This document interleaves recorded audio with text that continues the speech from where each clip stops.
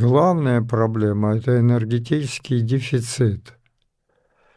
И Чубайс же совершенно четко сказал на форуме в Давосе, что в ближайшее время надо уничтожить минимум 5 миллиардов человек.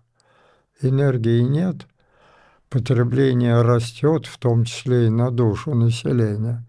Надо отключать. И в первую очередь отключать надо Европу, потому что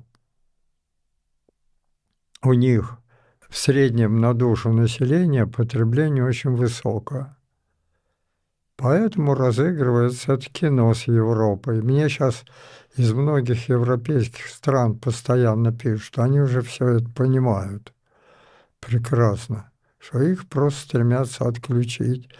Навезли туда мигрантов. Когда погасит свет, начнется жуткая резня, и никто не виноват. А виновата финансовая верхушка, которая пытается реализовать сценарий золотого миллиарда.